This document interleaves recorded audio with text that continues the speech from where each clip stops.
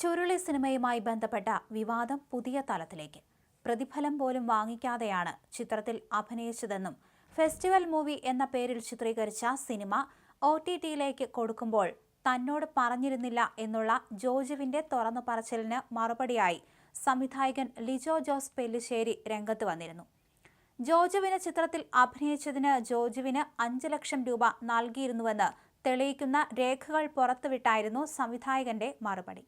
ഇപ്പോഴിതാ വിഷയത്തിൽ വിശദീകരണവുമായി എത്തിയിരിക്കുകയാണ് ജോജു.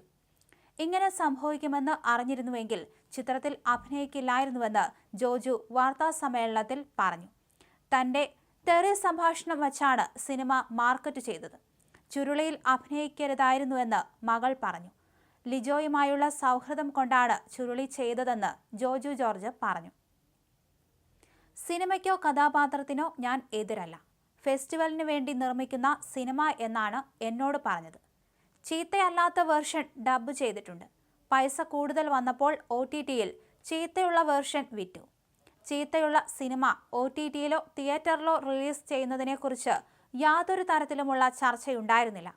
ഫെസ്റ്റിവലിന് അയക്കുന്നതിന് വേണ്ടി എന്ന് പറഞ്ഞതുകൊണ്ടാണ് അത്രയും സ്വാതന്ത്ര്യത്തിൽ ആ കഥാപാത്രം ചെയ്തത്. യഥാർത്ഥ ജീവിതത്തിലും തെറി പറയുന്നയാളാണ് ഞാൻ. ചീത്ത എന്നത് പൊതുസമൂഹത്തിലുള്ള കാര്യമാണ്. ചലച്ചിത്രമേളയ്ക്കായി ഷൂട്ട് ചെയ്ത ഒരു സിനിമ OTTയിലാണ് വന്നത്. ഞാൻ ആദ്യം തിയേറ്ററിലെന്നായിരുന്നു പറഞ്ഞത്. അതുകൊണ്ട് ഉദ്ദേശിച്ചത് പൊതുസമൂഹത്തിന് മുന്നിലേക്ക് എന്നാണ്. രണ്ടും ഒരേ ഇമ്പാക്റ്റ് തന്നെയാണ് ഉണ്ടാക്കിയത്. IFFKയിൽ തെറിയില്ലാത്ത പതിപ്പാണ് വന്നത്. തെറിയില്ലാത്ത പതിപ്പിൽ ലിജോ എന്നെ കൊണ്ട് ഡബ് ചെയ്യിപ്പിച്ചിട്ടുണ്ട്. പക്ഷേ പൈസ കൂടുതൽ കിട്ടിയപ്പോൾ ചീത്തയുള്ള പതിപ്പ് അവർ OTTയിലേക്ക് വിറ്റു.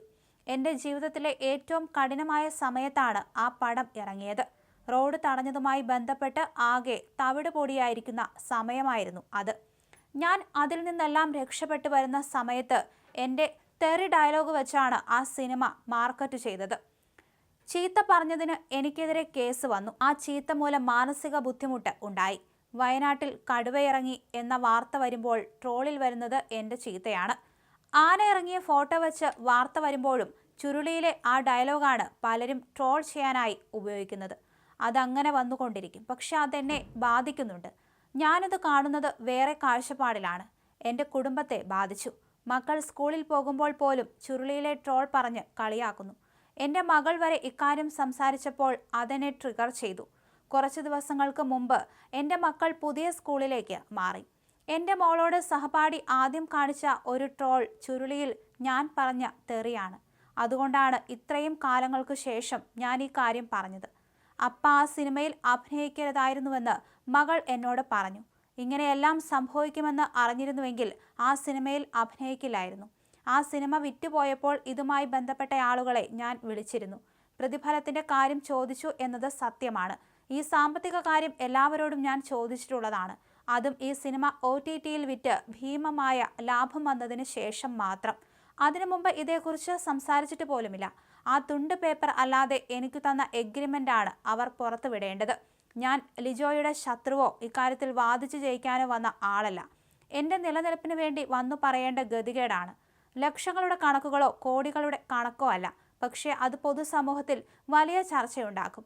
5 ലക്ഷം രൂപ എനിക്ക് ലഭിച്ച തുകയാണ്, ജോജു പറഞ്ഞു.